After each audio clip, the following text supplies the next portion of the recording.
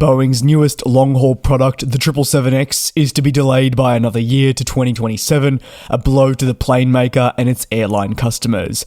Bloomberg News reports that the aircraft will receive a pushback aiming to see the jet flying commercially in the early stages of 2027 rather than the previously outlined 2026 target.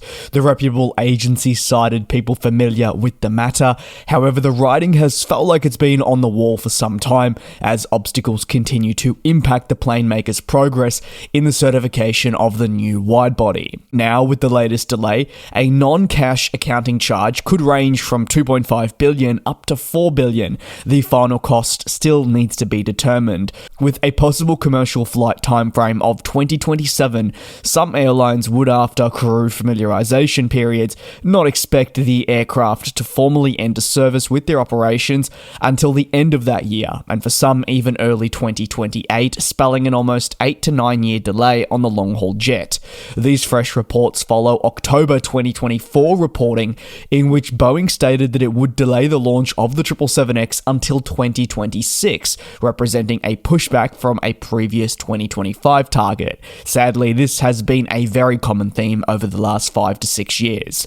As a result of this, airlines will need to begin planning for a fresh delay, notably Lufthansa, the launch customer, and Emirates, which has long expressed its frustrations over the issues with the long-haul type. Unfortunately, the writing has long been on the wall for a fresh delay to the certification of this aircraft and therefore launch, and that was thanks to comments from the plane maker's CEO, Kelly Ortberg, in September. Ortberg spoke at Morgan Stanley and stated that there was a lot of work that still needed to get done, and also openly admitted that they were falling behind schedule in obtaining approval for the jet. A minor schedule delay at this point was therefore being factored in. However, no confirmation had arisen. Analysts, though, were already very concerned that 2027 would be the more likely approval date, and now that is a reality. Falling behind once again on the approval and therefore critical launch of the long-haul product also results in bad news for the business's financial performance, just as it was turning the corner.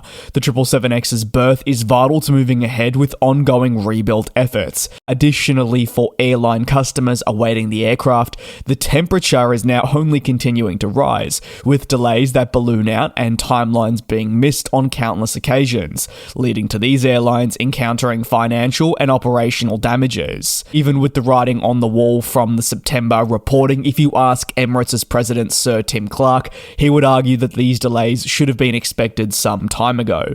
In June, the airline revised its forecast for delivery at the IATA General Meeting, with Clark saying that while it had seen steady progress on the certification of the 777X, it was still skeptical.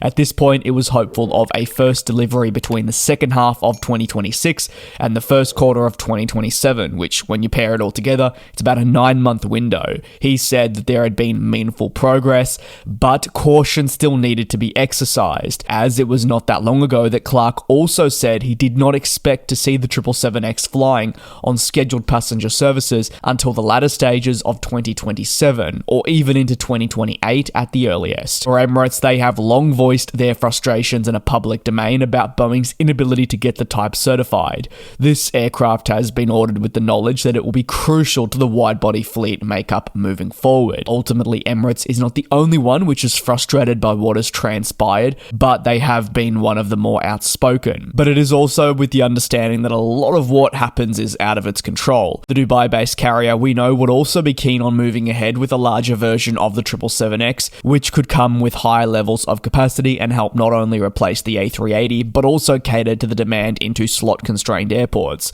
So they like the 777X. You'd go as far as saying they love it, but they've not been a big fan of what's happened over the last few years in terms of delays. They need the aircraft now, but that just isn't possible. Keen to hear your take down below in the comments on this saga that just has no end. Thanks for watching, take care, be safe, and I'll see you tomorrow for your next industry recap.